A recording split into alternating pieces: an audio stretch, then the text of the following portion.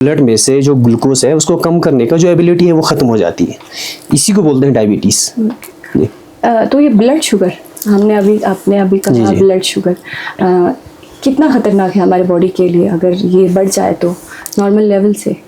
20 साल पहले अगर जाएंगे डायबिटीज़ बहुत रेयरली मिलता था और पहले उसको रिच पीपल डिजीज़ बोलता था। अच्छा। अमीरों में ही होता था क्योंकि उस टाइम अमीरों में क्या था, खाना ठीक ठाक खाएंगे और एक्टिविटी कम है। इस टाइप 2 डायबिटीज़ की बात करेंगे तो इसको पहले तो हम बोला जाता था कि अर्ली लेटर एज में होता है, 50 में, 40, 45, 50, 60 उसमें एडल्ट्स में होते थे।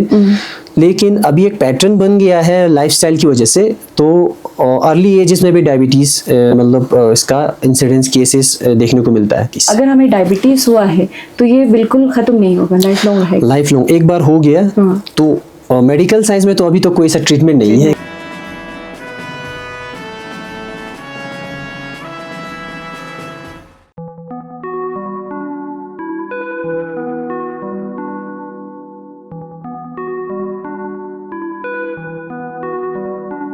बिस्मिल्लाहिर्रहमानिर्रहीम। रूबरू के एक नए एपिसोड के साथ मैं सईदा बानो हाजिर खिदमत हूँ। आज का मौजू है डायबिटीज़, जो आजकल हमारे कारगिल में ज़्यादा देखने को मिल रहा है। इस मौजू पर गुफ्तगू करने के लिए हमारे साथ मौजूद है डॉक्टर महमूद अली।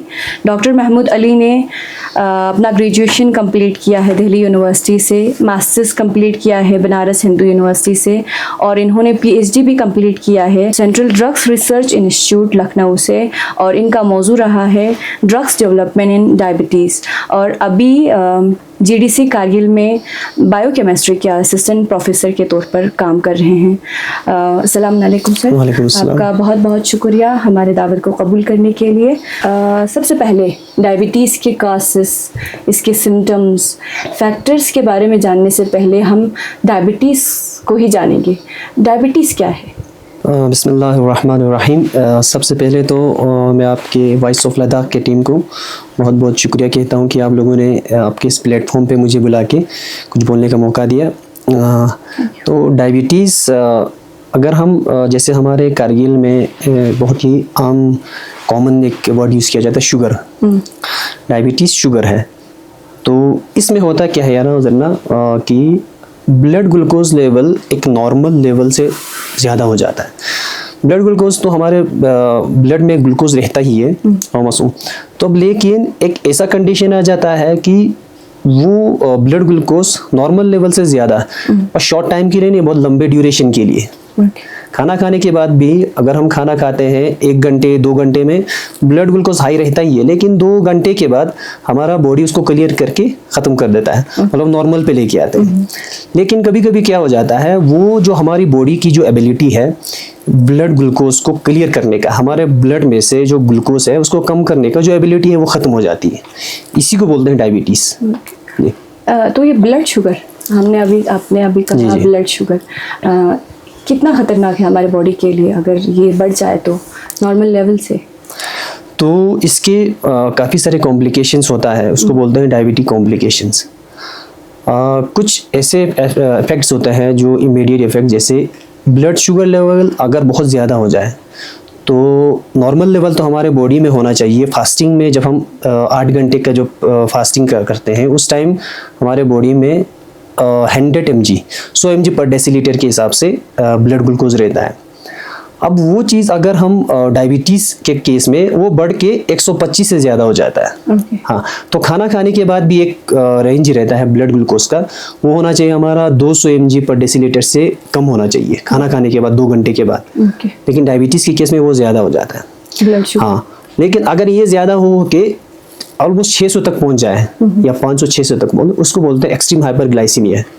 तो उस कंडीशन में एक ये हो जाता है प्रॉब्लम, उसको बोलते हैं डायबिटिक कीटो एसिडोसिस। उसमें कीटोन लेवल बहुत ज़्यादा बढ़ जाता है जिसकी वजह से हमें डायबिटिक शॉक पड़ता है।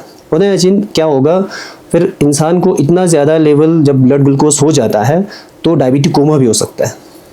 हाँ, तो उसके कुछ होने से पहले कुछ सिम्टम्स होता है, जैसे कि बहुत ज़्यादा प्यास लगना, पल्पिटेशन, जब जैसे ब्लर विजन हो जाना, ये सब सिम्टम्स है। तो एक्सट्रीम लेवल पे क्या हो जाता है, ब्लड ग्लूकोज ज़्यादा हो जाए तो डायबिटिक कोमा हो जाता है।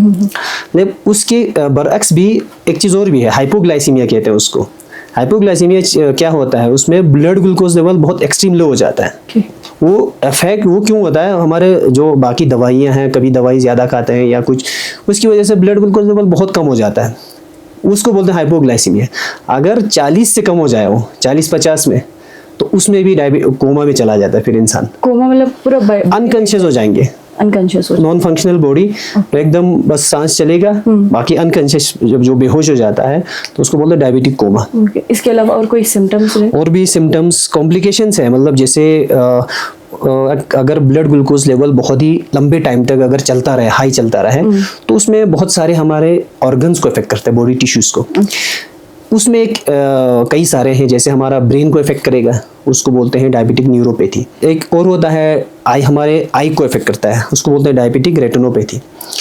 हमारे किडनीज को भी इफेक्ट करते हैं, और उसको बोलते हैं डायबिटिक नेफ्रोपैथी बोलते हैं, सोमासोम। और एक और प्रॉब्लम है diabetic foot ulcer.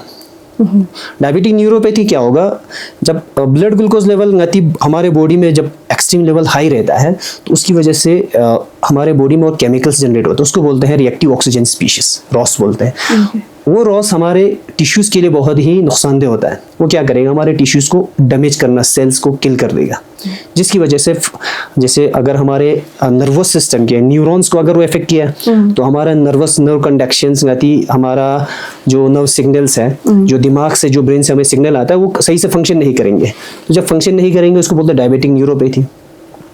Diabetic retinopathy में क्या होगा, एक्सट्रीम जब ब्लड ग्लूकोज ज़्यादा रहता है, तो उस कंडीशन में हमारे जो आई के जो सेल्स हैं, जो रेटिनल सेल्स है, उनमें इफेक्ट करता है, जिसकी वजह से डायबिटिक रेटिनोपैथी होता है। उसमें ब्लर विजन हो जाएगा, फिर आपका आंखें खराब हो जाएंगे धीरे धीरे। डायबिटिक नेफ्रोपैथी हमारे किडनी पे असर करता है ना, वो क्या करेगा, धीरे धीरे किडनीज के जो हमारा जो फिल्ट्रेशन सेल्स है, फिल्ट्रेशन यूनिट सेल्स है, उनको डैमेज करेंगे, जिसकी वजह से हमारा किडनी सही से फंक्शन नहीं करेंगे। और एक मेन कॉमन जो कॉज है, डायबिटिक फुट अल्सर बोलते हैं उसको। डायबिटिक फुट अल्सर में उसमें क्या होता है, हमारा एक सिम्टम्स डायबिटीज़ में भी ये भी होता है, वुंड हीलिंग बहुत स्लो होता है, या तो होता ही नहीं है, बहुत स्लो। कहीं अगर जख्म लग गया बॉडी के किसी पार्ट पे, हाथ पे, पैर पे, तो हील होने में बहुत टाइम लगता है। अब डायबिटिक फुट अल्सर में क्या हो जाता है, कभी कभी इतना ज़्यादा जब कंसिस्टेंटली बहुत लंबे ड्यूरेशन के लिए हमारा ब्लड ग्लूकोज जब ज़्यादा रहता है, तो उसमें टिश्यूज रप्चर होने लगते हैं, जब खासकर हमारे पैरों में डायबिटिक फुट अल्सर। वो फिर एक बार वहाँ पे इंजरी हो गया या डैमेज हो गया, वो फिर वो घाव भरने लगता है, मतलब बढ़ते जाता है घाव, तो फिर वो ठीक नहीं होता। एक ऐसा भी स्टेज आ जाता है, उस स्टेज में हमें क्या करना पड़ता है, पूरा उस ऑर्गन को ही काटना पड़ता है। मतलब पूरा हेड टू टो, मतलब डायबिटीज का एक ऐसा डिजीज है, मतलब जो हमारे सर से लेके पैर तक एवरी बॉडी, हमारे बॉडी में जितने भी सेल्स हैं, सारा सबको इफेक्ट करता है। किडनी पर किस तरह से असर करता है? आपने किडनी के बारे में कहा, क्यों किडनी पर ये ज़्यादा इफेक्ट होता है? किडनी पे इसलिए इफेक्ट होता है, हमने पहले भी कहा कि रॉस जनरेशन होता है। एक तो क्या होता है, जब ब्लड ग्लूकोज लेवल ज़्यादा होता है, तो सिर्फ ब्लड ग्लूकोज ही ज़्यादा नहीं होता, उसके साथ साथ और भी ऐसे कंपोनेंट्स हमारे बॉडी में जनरेट होते हैं। जैसे थोड़ी देर पहले कहा, रॉस, रिएक्टिव ऑक्सीजन स्पीशीज, या ऑक्सीजन के कुछ केमिकल्स होता है। दूसरा ग्लाइकेशन एंड प्रोडक्ट्स बोल के और एक कंपोनेंट होता है। ये सब चीज़ें, इन सब का काम ही क्या है, ये तो हमारे बॉडी में एक नॉर्मल लेवल तक ये है, होता ही है, लेकिन जब डायबिटीज़ की केस में उसका लेवल ज़्यादा बढ़ जाता है, तो जिसकी वजह से क्या होता है, धीरे धीरे टिश्यूज डैमेज होने लगता है। किडनी में जो सेल्स है वो डैमेज होने लगेंगे, वो जब डैमेज होगा तो सही से फंक्शन नहीं करेंगे। यही कारण है। डायबिटीज़ के कितने किस्म होते हैं? डायबिटीज़ का 4 किस्म होता है डायबिटीज़ का।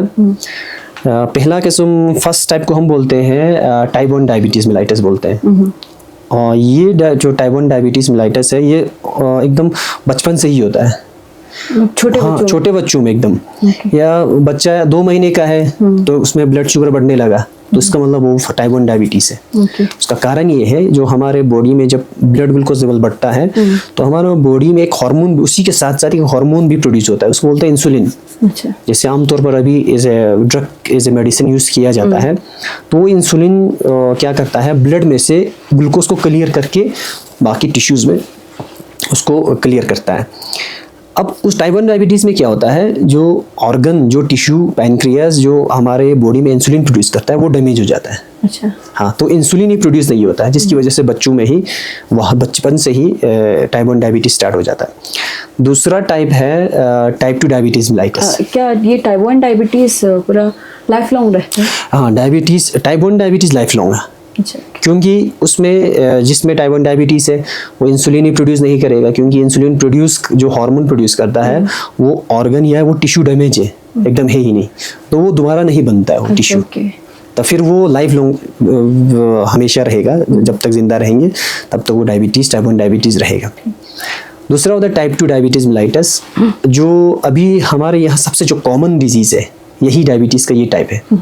टाइप 2 डायबिटीज़ मेलाइटस बाद में लेटर ऑन पहले तो क्या होता था 40, 50, 60 इतने एज में होता था, अभी तो बहुत ही अर्ली एज से ही टाइप 2 डायबिटीज़ स्टार्ट हो रहा है। हाँ, अर्ली एज मतलब नॉर्मली अर्ली एज 25, 30s में भी ऐसे केसेस मिलते हैं कि जिनमें डायबिटीज़ डेवलप हो गया, लेकिन ये अर्ली एज में नहीं, लेटर बाद में डेवलप होता है। हाँ, हमने अभी तक डायबिटीज़ के कॉजेज़ के बारे में बताया, सिम्टम्स के बारे में बताए, तो नॉर्मली हमें नहीं पता चलता है कि मुझे डायबिटीज़ है या नहीं, तो हमें डायबिटीज़ क्यों होता है, क्या क्या फैक्टर्स रहते हैं डायबिटीज़ होने के? डायबिटीज़ के बहुत से कारण हैं। अभी पहले हम जो टाइप बता रहे थे उसमें अभी हम थोड़ा और ऐड करना चाहेंगे। तो डायबिटीज़ का 2 टाइप हमने बताया, तीसरा और चौथा टाइप भी होता है उसमें। तीसरा टाइप है गेस्टेशनल डायबिटीज़।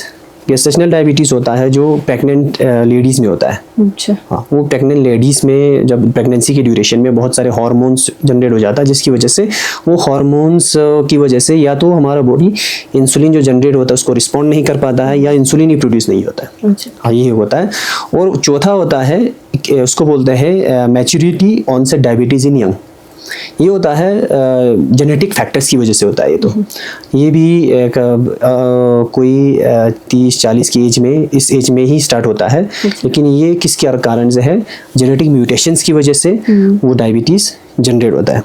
तो अब का नेक्स्ट क्वेश्चन था कि डायबिटीज़ क्यों होता है ज़रा। तो इसका भी बहुत सारे कारण है।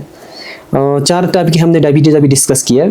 पहले में तो हमने आपको बताया कि जो इंसुलिन जो प्रोड्यूसिंग जो सेल्स है, जो इंसुलिन प्रोड्यूस करता है हमारे बॉडी में, टाइप 1 में तो वो सेल्स ही नहीं है, तो इंसुलिन नहीं बनता है। तो दूसरे टाइप का जो अभी जो मेन कॉमनली अभी जो डायबिटीज़ हमारे सोसाइटी में डिस्कस होता है कि किसी को शुगर हो गया है, तो वो टाइप 2 डायबिटीज़ है। 90% जितने भी पेशेंट हैं, 90 to 95% जो पेशेंट्स में टाइप 2 डायबिटीज़ होती है। हाँ, इसका मेन कारण क्या है, लाइफस्टाइल। डायबिटीज़ को एक दूसरा नाम भी दिया जाता है, लाइफस्टाइल डिसऑर्डर। जो हम किस तरह से अपनी ज़िंदगी गुजार रहे हैं, खाना कैसे खा रहे हैं और काम क्या कर रहे हैं। हाँ, मेन फैक्टर है डायबिटीज़ पे। अगर आप जाएंगे तो डॉक्टर आपको यही प्रिस्क्राइब करेंगे, सजेस्ट करेंगे कि आप अपने डाइट को बैलेंस कर दो और दूसरा फिजिकल एक्टिविटी कर दो। हाँ, तो ये डायबिटीज़ एक्चुअली डेवलप होने में बहुत टाइम लगता है। ऐसा नहीं है कि जैसे आता हमारे इन्फेक्शियस डिजीज़ होता है, फॉर एग्जांपल किसी को नमूनिया या कोई जुकाम हो गया, वो हफ्ते भर में या 10-12 दिन में वो पता चल जाता है कि डायबिटीज़ हो गया, सॉरी इन्फेक्शन हो गया। लेकिन डायबिटीज़ के केस में ये बहुत लंबे ड्यूरेशन से में ये पता चलता है कि डायबिटीज़ हुआ है ज़रा, क्योंकि इसको कभी को किसी को 5 साल, 10 साल, 15-20 साल भी टाइम इसमें लगता है। और उसका मेन कारण क्या है, मेन कारण ये है कि हम अपने डाइट को सही से फॉलो नहीं करते हैं और एक्सरसाइज, फिजिकल एक्टिविटी बहुत कम करते हैं। आजकल ये पूरा ट्रेंड बन गया है। खाना हम क्या करते हैं, खाना खाते हैं बाजार के खाने जो फास्ट फूड्स हैं और जिसका न्यूट्रिटिव वैल्यू बहुत ही कम है, वैसे खाने खाते हैं और इतना खाना खाते हैं, और ऊपर से हम फिजिकल एक्टिविटी बहुत कम करते हैं, क्योंकि आजकल ट्रांसपोर्टेशन बहुत है, बाई क्या बोलते हैं उसको, कार से, बाय से अलग अलग तरीके से ट्रांसपोर्टेशन फैसिलिटीज़ आ गई है, तो लोगों का चलना फिरना या और बाकी जो एक्टिविटीज़ आ गई है, जिसकी वजह से लोगों के लोकल घरेलू काम करने भी वो सारा चीज़ें कम हो गया, जिसकी वजह से क्या हो जाता है, धीरे धीरे करके फिर वो डायबिटीज़ डेवलप होने लगता है। ओके, तो हमें कौन से खाना खाना चाहिए कि जिससे हमारा डायबिटीज़ अगर हमें हुआ है तो ये कंट्रोल रहे? खाना सिर्फ ये नहीं कहेंगे कि सिर्फ डायबिटीज़ पेशेंट्स के लिए क्या खाना चाहिए, हेल्दी इंसान को भी खाने पे बहुत ही अच्छे से मतलब ध्यान देना चाहिए, क्योंकि शुरू कहाँ से होता है, डायबिटीज शुरू वहीं से होता है, हम क्या खा रहे हैं। तो हर हेल्दी इंसान को भी खाने पे बहुत अच्छे से ध्यान देना। ऐसा नहीं है कि आप हेल्दी हैं तो आपको डायबिटीज़ नहीं होगा ही नहीं, ऐसा नहीं है। आपको एक स्टेज पे डायबिटीज़ हो सकता है, सबको हो सकता है, कोई भी ऐसा इंसान नहीं होगा जिसको डायबिटीज़ नहीं होगा, किसी को भी हो सकता है। बट मेन चीज़ ये है कि आपको प्रिकॉशंस लेना है। तो मेन प्रिकॉशंस क्या लेना है, चाहे आप डायबिटिक पेशेंट हो, डायबिटिक पेशेंट को तो फिर वो एक्सट्रीम लेवल मतलब बहुत ही इंपॉर्टेंस दे के उसको ये करना है, अपने खाने पे ध्यान देना है, डाइट को बहुत बैलेंस डाइट लेना है। हम पहले बोलेंगे कि जैसे नॉर्मल इंसान है, नॉर्मल इंसान को भी क्या करना चाहिए, खाना एक लिमिट में खाना चाहिए। हम क्या करते हैं, और हमारे डाइट का जो प्लान है, जैसे हम बहुत ज़्यादा चावल खाते हैं, चावल का क्या होता है, इसका ग्लाइसेमिक इंडेक्स बहुत ज़्यादा है। और हम एक और चीज़ हम आजकल बहुत ही आम चलता है, मैदा। हाँ, इसका भी इसमें एक्चुअली इसमें फाइबर सारा निकाल के, जितने भी न्यूट्रिएंट्स है, सप्लीमेंट सारा निकाल के वो मैदा ही रख देते हैं। उसमें क्या होता है, पूरा कार्बोहाइड्रेट ज़्यादा हो जाता है, जिसकी वजह से इसको बोलेंगे हम रिफाइंड कार्बोहाइड्रेट्स। तो जिसकी वजह से इतना इसका ग्लाइसेमिक इंडेक्स है, वो आदत बन जाता है, फिर हम मैदा खाते हैं, चावल ज़्यादा खाते हैं, इतना खाना खाने के बाद भी फिजिकल एक्टिविटी कम है, धीरे धीरे करके फिर वो हमारा बॉडी क्या करता है, उस चीज़ को इंसुलिन रेजिस्टेंस डेवलप होके धीरे धीरे डायबिटीज़ में वो चेंज हो जाता है। तो फिर नॉर्मल इंसान को भी क्या करना चाहिए, खाना एक लिमिट में खाएं और अब रेगुलर फिजिकल एक्टिविटीज़ बना के रखें। दिन में चलना या कम से कम वॉक, अगर ऑफिस की वजह से अगर काम नहीं कर पा रहे हैं तो अर्ली मॉर्निंग या इवनिंग में एक ऐसा वॉक करें, किया जाए, जिसकी वजह से तो फिजिकल एक्टिविटी मेंटेन रहे। शॉर्ट टाइम एक्सरसाइज कर दें। एक्सरसाइज बहुत ज़रूरी है। अगर हमारे यहाँ तो पहले तो ट्रेंड होता था कि खेती बाड़ी का काम करते थे, लेकिन आजकल ऑफिस की वजह या बाकी एक्टिविटीज़ की वजह से हम वो सारे एक्टिविटीज़ कम हो गए हैं। हम घर बैठ के घर का काम करें या खेती बाड़ी का काम करें, ये बहुत कम हो गया है, और ट्रांसपोर्ट की वजह से चलना भी बहुत कम हो गया है। तो इसलिए बहुत ज़रूरी है नॉर्मल इंसान को भी एक डेली रूटीन के साथ वॉक करना, या 5 किलोमीटर दिन में 3-4 किलोमीटर वॉक करना बहुत ज़रूरी है। और उसके साथ साथ डाइट को भी ऐसे बैलेंस मेंटेन करें ताकि ज़्यादा खाना ना हो। हमने अभी चावल के बारे में बोला, तो क्या डायबिटिक पेशेंट को या जो नॉर्मल बंदा है जिसको डायबिटीज़ अभी नहीं हुआ है, तो क्या वो चावल खाना बिल्कुल बंद कर दे? नहीं, चावल ऐसा नहीं है। हमारे डाइट में 3 कंपोनेंट्स होते हैं, मेजर कंपोनेंट्स। सबसे पहला एक कार्बोहाइड्रेट्स होता है, और दूसरा प्रोटीन होता है, और तीसरा फैट्स होता है। तो हमें 50 to 60% तो हमें कार्बोहाइड्रेट चाहिए ही चाहिए उसमें से। हाँ, लेकिन हम अपने पूरे डाइट का बता रहा हूँ, जितना डाइट लेता है उसमें 50 to 60%, क्योंकि हमारे बॉडी का जो एनर्जी मिलता है वो कार्बोहाइड्रेट से मिलता है, जो प्राइमरी सोर्स है। लेकिन चावल खाना चाहिए, बट एक लिमिट में। ऐसा नहीं है कि दिन रात सुबह भी शाम भी चावल, और चावल खाने के बाद इसके बाद हम बिल्कुल फिजिकल एक्टिविटी बंद कर दें तो धीरे धीरे होता है, फिर हम पता नहीं चलता है कि हमें डायबिटीज़ हुआ है कि नहीं हुआ। लेकिन एक दिन आ जाएगा, सारा सिम्टम्स निकलेंगे, तभी पता चलेगा कि डायबिटीज़ हो गया है। तब उस स्टेज पे हम कुछ नहीं कर सकते हैं। मेजर बात है, हम बोलते हैं ना कि परहेज इलाज से बेहतर है, लेकिन डायबिटीज़ के केस में परहेज ही एक ऑप्शन है, इलाज नहीं है इसमें। हम डायबिटीज़ को कैसे कंट्रोल करें? अगर ये कंट्रोल ना करें तो कैसा इफेक्ट हमारी बॉडी पर हो? डायबिटीज़ को कंट्रोल करने के लिए, जैसे अभी हमने डिस्कस किया है, मेन 2 चीज़ पे फोकस करना है, आपका डाइट क्या हो और फिजिकल एक्टिविटी रेगुलर है। डाइट में भी जिसको डायबिटीज़ हो गया है उनको तो डॉक्टर सजेस्ट करते हैं कि चावल कम खाना है, और ज़्यादातर डायबिटीज़ पेशेंट के लिए अगर खाना खाएं तो जैसे हम रोटी खाते हैं, मैदे का रोटी नहीं खाना है, जैसे चावल नहीं खाना है, और जैसे मीठी चीज़ें बहुत कम करनी है मसवा। तो रोटी जैसे हम खाते हैं, जैसे चक्की का, हम जो चक्की के पीस के, उसमें क्योंकि फाइबर कंटेंट ज़्यादा है, और उसमें बाकी सप्लीमेंट्स भी होता है, न्यूट्रिएंट्स होता है, विटामिन्स होता है उसमें, और प्लस एंटीऑक्सीडेंट्स रहता है उसमें मसवा। ये सब डायबिटीज़ को कंट्रोल करने के लिए बहुत ज़रूरी है।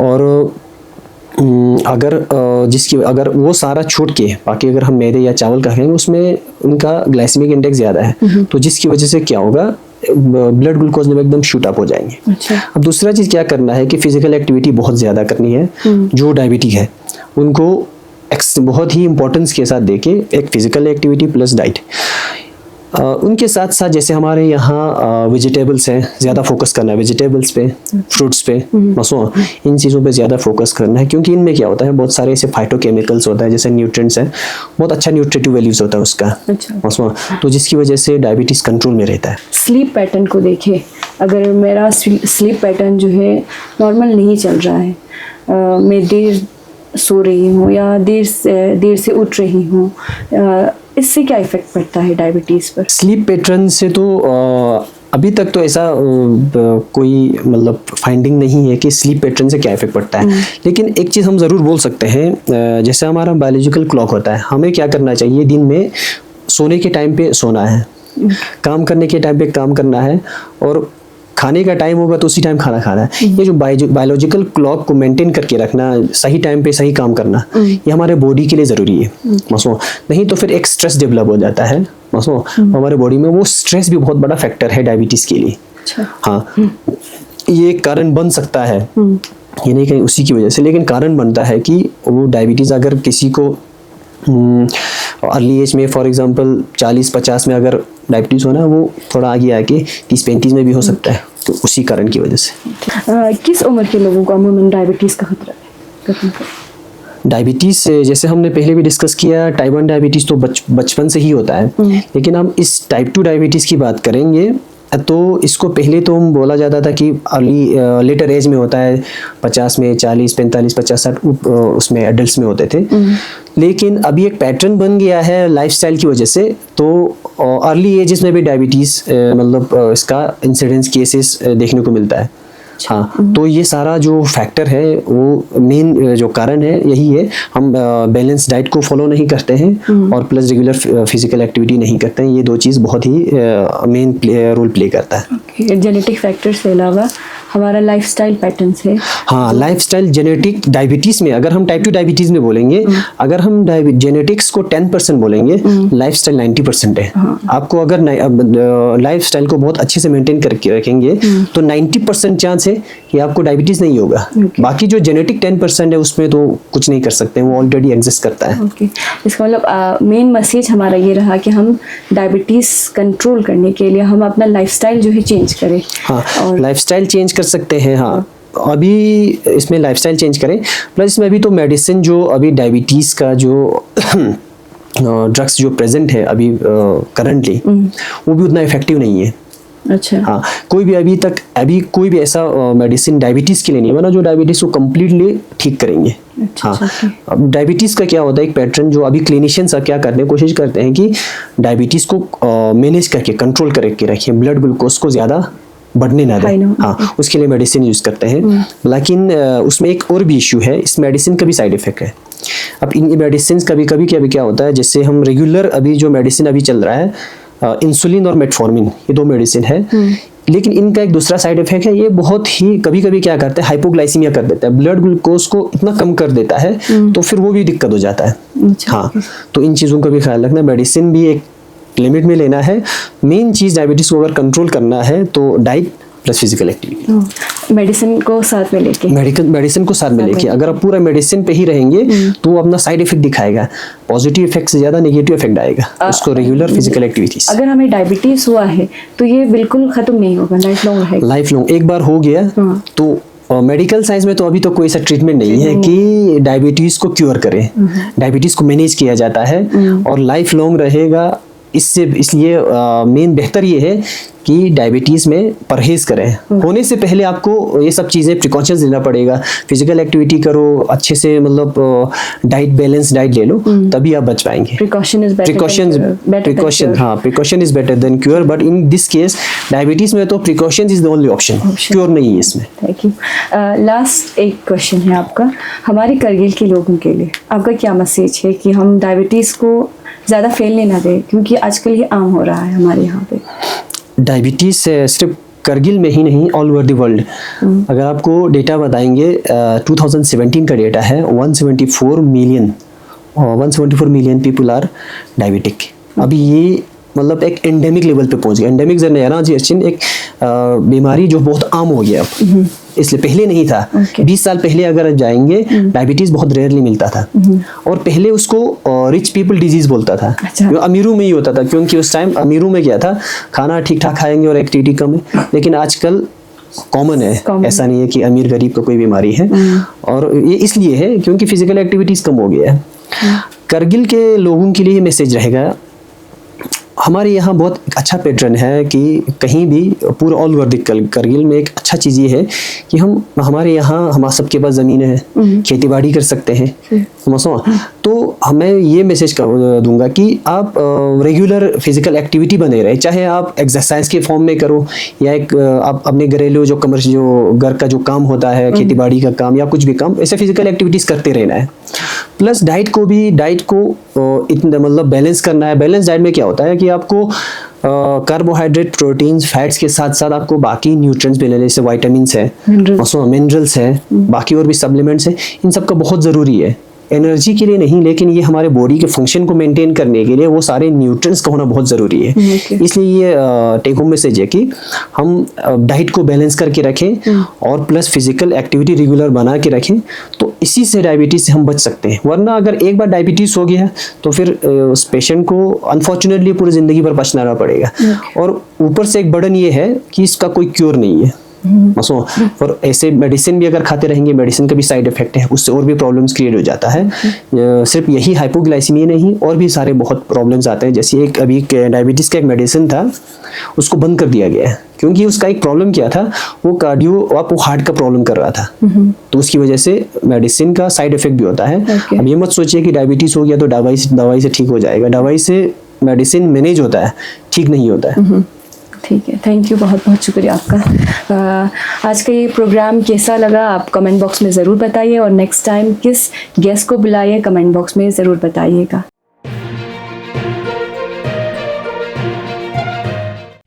मकामी, कौमी और बैनुल-अक़वामी ख़बरों से बाखबर रहने के लिए चैनल को लाइक, शेयर और सब्सक्राइब करें। साथ ही बेल आइकन दबाना न भूलें।